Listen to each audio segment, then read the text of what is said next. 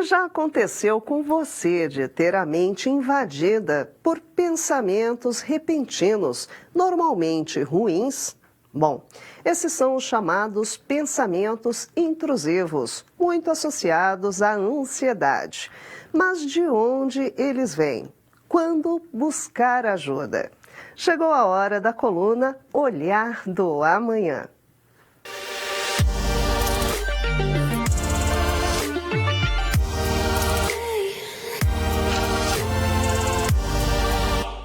E vamos agora ao vivo com o Dr. Álvaro Machado Dias, que é neurocientista, futurista e colunista do Olhar Digital. Vamos lá para falar um pouco sobre pensamentos. Boa noite, Dr. Álvaro Machado Dias. Bem-vindo mais uma vez. Muito boa noite, obrigado por me receber. Cenário diferente, lindo, colorido hoje, doutor Álvaro conosco. Doutor Álvaro, vamos aproveitar e falar sobre pensamentos. O que são esses pensamentos intrusivos, cientificamente falando, doutor Álvaro? Há duas visões sobre pensamentos intrusivos. A mais tradicional fala, na verdade, não sobre pensamentos que adentram a nossa mente, que seria o aspecto intrusivo, mas sim sobre pensamentos que ficam como num loop, se repetindo. É como se a gente fosse aprisionados por uma determinada forma assim, cognitiva, tá? Então, por exemplo, um medo, um anseio de que algo ruim aconteça, assim por diante, e aí para afastar o sentimento de base que está lá. Então, por exemplo, imagina que você está com medo de ser contaminado. Para afastar esse medo, você fica pensando em evitar as coisas que são sujas, evitar as coisas que possam, em última análise, aproximar você da ameaça. Entende o ponto? Ou seja, o pensamento intrusivo, nesse caso, que a gente vai dizer que ele é o pensamento obsessivo, ele está lá fundamentalmente porque existe uma emoção, um estado preliminar, que é, enfim, profundamente angustiante. É a resposta a esse estado preliminar que vai gerar o pensamento recorrente. Uma coisa importante, existe também uma separação entre o pensamento recorrente e o comportamento, tá, recorrente no sentido dele ser obsessivo. Então, por exemplo, o sujeito que vai lavar as mãos muitas vezes, ele tem esse sentimento de base, uma urgência que emerge como um pensamento ligado às coisas que estão sujas, à contaminação. Em última análise,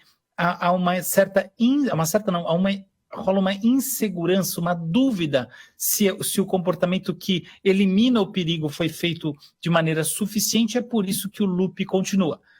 Outra coisa completamente distinta, que não tem nada a ver com essa, é a ideia de que de vez em quando nós estamos focados em alguma coisa e um pensamento entra na nossa mente. Se a gente for falar em estrito senso, pensamento intrusivo é esse. É aquele que quebra o fluxo da consciência. Tem muito mais a ver com dificuldade de manutenção da atenção e muito mais a ver com o fato de a gente viver numa sociedade em que a perturbação cognitiva é a regra. Mas isso é só para lembrar que a palavra é mal utilizada em geral, tá? Então a gente sempre está falando daquele primeiro exemplo que eu dei sobre você sentir que você precisa fazer alguma coisa para afastar um perigo ou uma ameaça, um mal-estar, e aí isso vira um loop interior.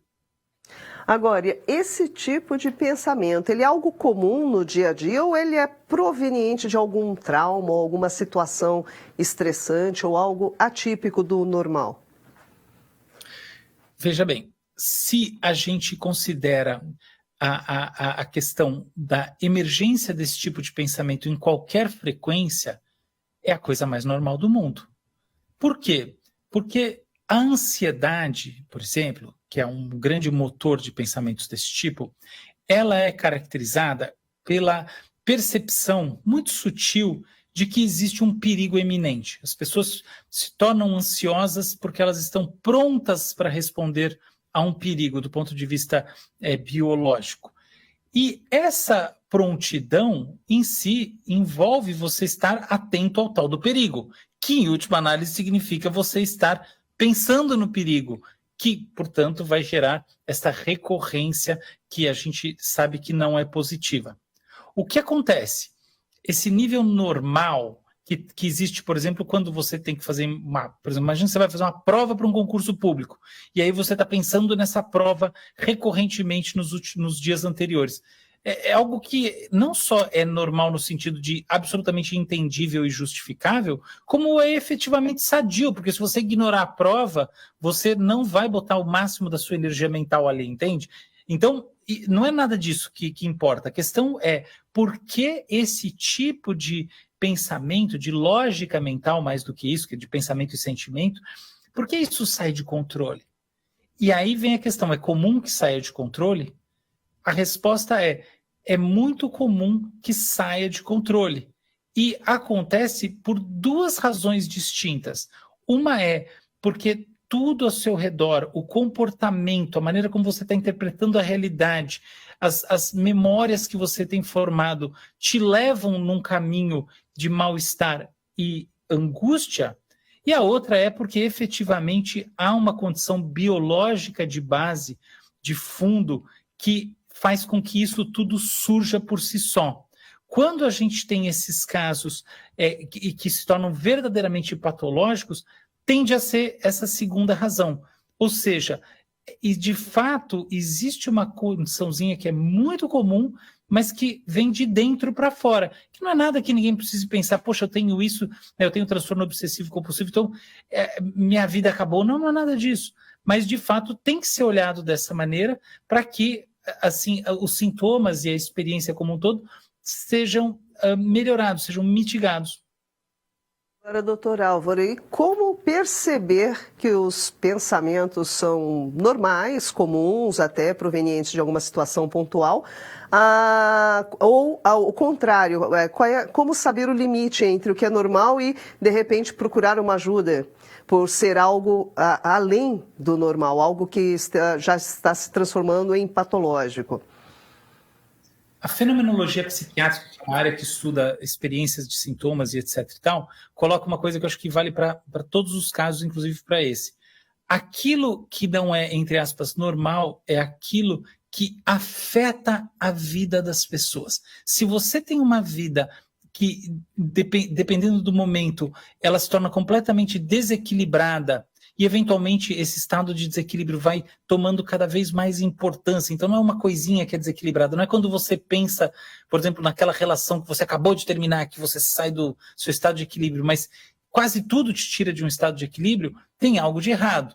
E nesse caso, isso significa, se de repente você começa a, enfim, pensar recorrentemente, sem controle nenhum sobre alguma coisa, e daqui a pouco esse mesmo padrão cognitivo volta, e num terceiro momento você pensa sobre uma outra coisa e assim por diante, você definitivamente precisa procurar ajuda. Agora, do outro lado, se você está vivendo uma situação particularmente estressante e você está, enfim, num loop pensando sobre essa coisa estressante, você também precisa fazer alguma coisa, só que daí talvez seja menos algo clinicamente fundamentado e mais algo ligado a essa situação estressante que você está vivendo, que talvez esteja te chamando para que você dê uma resolução. Agora, para encerrar, doutor Álvaro, e medicamentos, né, voltados para problemas mesmo de distúrbios, eles ou podem viciar ou eles podem auxiliar? Quando que o medicamento é importante? É o seguinte, transtorno obsessivo compulsivo é a principal condição em que esses pensamentos chamados intrusivos, que na verdade são muito mais repetitivos e sobretudo que geram comportamento, né, repetitivo, geram esse comportamento obsessivo, esse tipo de condição é diagnosticável e precisa ser tratada. Não existe como comparar o seu aspecto potencial, enfim, o impacto negativo do efeito colateral da medicação com os impactos positivos de fazer o tratamento, porque são coisas tão brutalmente desiguais. Então o sujeito tem que buscar rapidamente ajuda para a vida dele melhorar. Essa é a grande questão. A boa parte dos casos acaba sendo tratada com antidepressivo, tá? Então, tipo citalopram, sertralina, esse tipo de coisa. Mas também existem outras estratégias.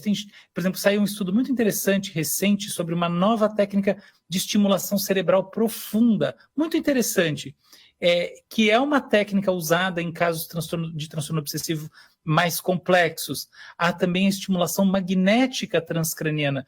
Eu lembro que eu participei de um artigo de um amigo, muitos anos atrás, que fez um estudo clínico sobre isso. E, na época, era algo muito pioneiro. Hoje em dia, é muito conhecido, muito seguro. Então, esse tipo de coisa precisa, de fato, ser tratada. Agora, a gente vai dizer que porque precisa ser tratado que não há nenhum tipo de efeito colateral nunca? Claro que não, né? A questão toda é sempre de custo-benefício, mas assim é a vida. Outra coisa muito importante, pelo menos no meu ponto de vista, esse tipo de experiência, né, que é uma coisa assim, algo irresistível, precisa também passar por uma revisão mental. Ou seja, nesses casos é fundamental fazer terapia. E terapia que seja direcionada para esse tipo de coisa. Não é uma terapia holística e tal, é terapia para um contexto psiquiátrico. Então, neste caso, por exemplo, a grande questão é como não ceder, como não mergulhar dentro do pensamento obsessivo. Se você tenta controlar, se você tenta vencer, eu não vou pensar nisso, o que acontece? A obsessão fica mais forte. Olha que interessante. Então, não é por esse lado. Existe muito mais eficácia em se encontrar uma postura de observação da própria mente, como se você fosse uma outra pessoa, analisando a sua mente e aceitando ela. Tá bom, então agora você está nesse jogo, mente? Tá bom, acabou? Então vamos lá. Por exemplo, é muito comum que esse tipo de pensamento aconteça, seja disparado, tenha uma crise, enquanto a pessoa está começando a pegar no sono. E aí ela perde o sono. Muitas vezes ela tem que acordar cedo no outro dia. E aí ela fica mais preocupada com isso, que efetivamente vai piorar a sua situação, por mais que ela esteja tentando com todas as forças melhorar essa situação. Essa briga cria uma insônia crônica que piora mais ainda. Então, essa bola de neve que se forma não é uma bola de neve que seja facilmente manejável. E é óbvio que nenhuma medicação vai resolver o problema da bola de neve em si. Melhora muita coisa, mas essa bola de neve também precisa ser endereçada, né? A partir do comportamento. E aí, seja com psiquiatra, com psicólogo, com alguém, mas é importante que haja, sim, cuidado com o comportamento. Boa parte do que a gente vive como distúrbio, como transtorno psiquiátrico, existe em quantidade muito menor em sociedades mais coletivistas, mais tradicionais, menores. Os registros no passado são de manifestações muito menos frequentes. Então tem algo ligado à maneira como a gente vive o mundo na atualidade. Encontrar o caminho para viver melhor é fundamental. Tá aí, recado dado. Álvaro Machado Dias, mais uma vez, muitíssimo obrigada pela participação. Super interessante o tema de hoje. Semana que vem tem mais. Eu que agradeço muito. E para você que está aí nos acompanhando e pensando, nossa, mas pensamentos intrusivos, por que, né? Aqui a gente fala de futuro, né? A razão há um disparo, há um crescimento brutal, tanto nas pessoas que se sentem afetadas pelo sintoma, em última análise pela condição psiquiátrica de fundo, quanto pelas discussões na internet. Então eu espero que a gente aqui, eu e a Marisa, tenhamos trazido um debate para você que evite que você caia naquele das pessoas que não sabem muito bem do que estão falando, tá bom? Tchau, tchau. Até semana que vem. Um beijo, boa noite. Beijo. É isso aí, pessoal. Mais um quadro interessantíssimo, espero que vocês tenham gostado. Eu curti bastante, interessante, não? Dr. Álvaro Machado Dias, neurocientista, colunista aqui do Olhar Digital News, trazendo essa discussão tão interessante para nós. Semana que vem tem mais Olhar do Amanhã.